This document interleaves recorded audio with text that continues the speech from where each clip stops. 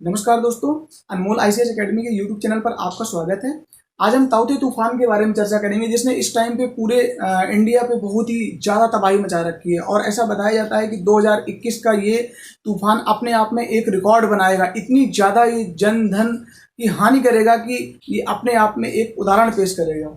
तो हम जानते हैं कि यह इसके परिचय के बारे में। इस ताउते ताउते का नाम जो है तो म्यांमार द्वारा दिया गया है। म्यांमार में ताउते का मतलब होता है छिपकली, अर्थात जैसे छिपकली होती है वो धीरे धीरे आगे बढ़ती है और अपने दुश्मन पे अचानक से एकदम से हमला करती है। ठीक ऐसे ही ये तूफान है जो धीमे धीमे आगे बढ़ा और अपने प्रचंड रूप पर आने पर एकदम से इसने हमला कर दिया। हालांकि हमारे भारतीय मौसम विभाग ने इसकी पहले से ही जानकारी दे रखी थी और इसके चलते तैयारियां भी पहले से ही चालू हो गई थी, जिसके चलते कम जनधन की हानि हुई है।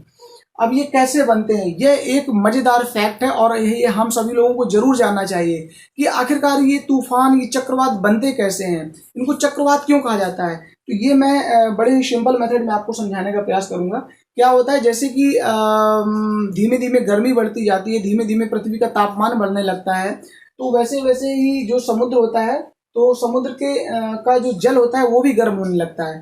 तो समुद्र का जल या गर्म होने के बाद में जो समुद्र की जल से जुड़ी हुई ऊपर वायु की परतें होती हैं, उसमें समुद्र के जल में वाष्पीकरण प्रारंभ हो जाता है और वाष्पीकरण के चलते जो वाष्प की बूंदें होती हैं वो उसके वायुमंडल में आ जाती हैं। और जैसे ही वायु गर्म होती है तो गर्म होने के बाद में वायु ऊपरी आसमान की ओर, वायुमंडल की ओर चलने लगती है। गर्म हवाएं यहाँ से ऊपर की ओर चलने लगती हैं, वायुमंडल की ओर चलने लगती हैं, आसमान की ओर चलने लगती हैं। अब यहाँ पर जैसे आसमान में पहुंच जाएंगी तो यहाँ पर ऑटोमेटिकली यहाँ पर लो प्रेशर क्रिएट हो जाएगा, मतलब कम दबाव का क्षेत्र यहाँ पर बन जाएगा। यहाँ पर कम दबाव का क्षेत्र बनने के कारण क्या होगा कि जो यहाँ पर इसके हिसाब से यहाँ पर उच्च दाब होगा भारतीय भूभाग पर, पाकिस्तान के भूभाग पर उच्च दाब होगा, क्योंकि यहाँ पर लो है। तो जाहिर सी बात है, जब ये लो हो गया है तो यहाँ पर तो पहले से ही यहाँ का तो लो हुआ नहीं है, तो यहाँ का जब लो नहीं हुआ तो इसका मतलब ये इसके मुताबिक हाई होगा। तो यहाँ का उच्च दाब, यहाँ भी उच्च दाब रहेगा, यहाँ भी उच्च दाब रहेगा। और जो 0 डिग्री अक्षांश है, जो 0 डिग्री अक्षांश रेखा देख रहे हैं, इसके साउथ में यानी दक्षिण में जो दक्षिणी गोलार्ध है, दक्षिणी गोलार्ध में उच्च दाब रहेगा। तो जो ये उच्च दक्षिणी गोलार्ध से जो उच्च दाब की हवाएं हैं, ये उच्च दाब से निम्न दाब की ओर प्रस्थान करने लगती हैं। तो जैसे ये हवाएं 0 डिग्री को पार करके उत्तरी गोलार्ध में आती हैं, ये हवाएं ऐसे करके ऐसे यहाँ चलती हैं, और जैसे ये उत्तरी गोलार्ध में आती हैं तो तुरंत आने के बाद में अपने दाहिने ओर मुड़ जाती है। ये हवाएं ऐसे करके ये अपने दाहिने ओर मुड़ जाती हैं। अब दाहिने ओर मुड़ने के बाद में क्या होता है कि जो पृथ्वी है हमारी, वो लगातार घूर्णन कर रही है, घूम रही है। पृथ्वी हमारी गोल गोल घूम रही है। उस गोल गोल घूमने से एक बल उत्पन्न होता है जिसका नाम है कोरियोलिस बल। तो कोरियोलिस बल के प्रभाव से ये जो दाहिने ओर मुड़ी हुई वायु राशियां हैं वो एंटी क्लॉकवाइज दिशा में मूव कर जाती हैं, ऐसे घूमने लगती हैं। ये सारी की सारी ऐसे घूमने लगती हैं, ये ऐसे घूमने लगती हैं, और ये पूरे के पूरी ये ऐसे घूमने लगती हैं ये वायु राशियां। और एक बवंडर सा उत्पन्न हो जाता है, एक बवंडर से उत्पन्न होता है। पूरी यहाँ की जितनी भी वायु राशियां हैं वो जोर जोर से ऐसे लगभग 160 से 170 किलोमीटर की स्पीड से ऐसे गोल गोल गोल गोल गोल गोल घूमने लगती हैं। और इसी दरमियान जो यहाँ से लो प्रेशर उत्पन्न होने के पहले जो यहाँ से वाष्पीकरण होकर वायु ऊपर गई है आसमान की ओर वायुमंडल में, वो वहां पर जाकर के संतृप्त हो जाती है वायु।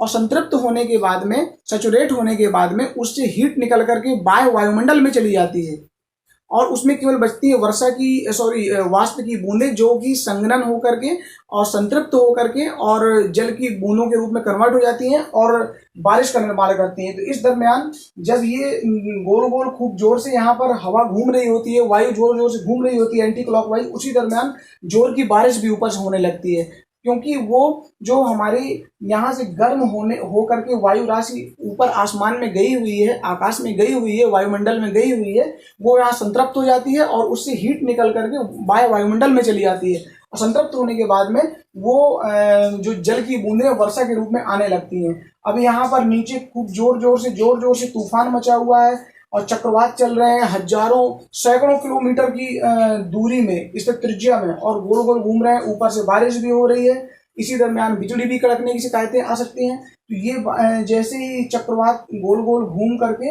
और जहां से भी गुजरता है, जैसे यहाँ श्रीलंका के पास से गुजरेगा, केरला के तट के पास से गुजरेगा, कर्नाटक के पास से गुजरेगा, और गोवा, लक्षद्वीप, दादर नगर हवेली, गुजरात, राजस्थान का कुछ क्षेत्र प्रभावित हो सकता है। तो यहाँ पर जोरदार बारिश होती है, और बारिश होने के साथ साथ जो समुद्र की लहरें होती हैं वो भी एक प्रकार से मथ जाती हैं, वो भी गोल गोल घूमने लगती हैं। समुद्र की जो ऊपर की जल की परतें होती हैं वो भी घूमने लगती हैं, वो भी यहाँ से तटों से टकराने लगती हैं, और हवाएं तो तेज चली रही होती हैं, जिसके चलते तटीय क्षेत्रों में अपार जन धन की हानि होती है। यहाँ के पेड़ पौधे जंगल नष्ट हो जाते हैं, बड़े बड़े पेड़ जमींदोज हो जाते हैं, ध्वस्त हो जाते हैं, लोगों की मृत्यु हो जाती है, मछुआरों की नौकाएं गुम हो जाती हैं, टूट जाती हैं, लोगों के मकान, लोगों के पशुधन नष्ट हो जाते हैं, और लोगों को यहाँ अपार हानि का सामना करना होता है।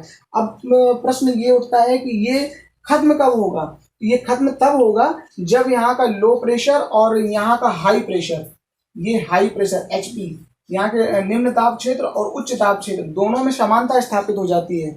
जब दोनों में समानता स्थापित हो जाती है, ये यहाँ है उच्च वायु दाब का क्षेत्र बना हुआ है, HP लिखा है मैंने, हाई प्रेशर, समानता स्थापित हो जाती है, तो ये हवाएं चलना बंद हो जाती हैं और उस क्षेत्र में स्थिरता आ जाती है। और इसके प्रभाव क्षेत्र क्या है तो मैंने बता दिया, जैसे कि केरला हो गया, इसके प्रभाव में आता है, और कर्नाटक है, तमिलनाडु के कुछ क्षेत्र कह सकते हैं थोड़े से प्रभावित हो सकते हैं, गुजरात का हो गया, राजस्थान का हो गया, थोड़ी बहुत इसकी बारिश की जो बूंदाबांदी है वो दिल्ली में भी आ सकती है। और इसके परिणाम क्या होते हैं? इसमें अपार जनधन की हानि होती है, वृक्ष वन नष्ट हो जाते हैं, पशुधन पूर्णतया नष्ट हो जाते हैं, जाने कितने लोग मारे जाते हैं, लोगों की आजीविकाएं नष्ट हो जाती हैं, जो नाविक होते हैं, मछुआरे होते हैं, उनकी रोजी रोटी कुछ समय के लिए छिन जाती है, उनकी नावें नष्ट हो जाती हैं, और बहुत से लोगों के घर मकान भी क्षतिग्रस्त हो जाते हैं। तो ये सब इसके परिणाम में है। तो मुझे उम्मीद है कि आप लोगों को ये वीडियो पसंद आया होगा। जो मैंने मैकेनिज्म समझाई वो आपको अच्छे से समझ में आ गई होगी। मैंने कम शब्दों में सरल भाषा में आपको समझाने का प्रयास किया। अगर ये वीडियो पसंद आया हो तो प्लीज़ इस वीडियो को लाइक करें, और जिसको ज़रूरत हो उसको शेयर करें, कमेंट करें, और अगर ये वीडियो पसंद ना आया हो तो आप इसको डिसलाइक भी कर सकते हैं, परंतु कमेंट बॉक्स में मुझे इसका कारण बता दें ताकि मैं अगली बार में उसको सुधार कर सकूँ। तब तक के लिए जय हिंद, मिलते हैं अगली क्लास में।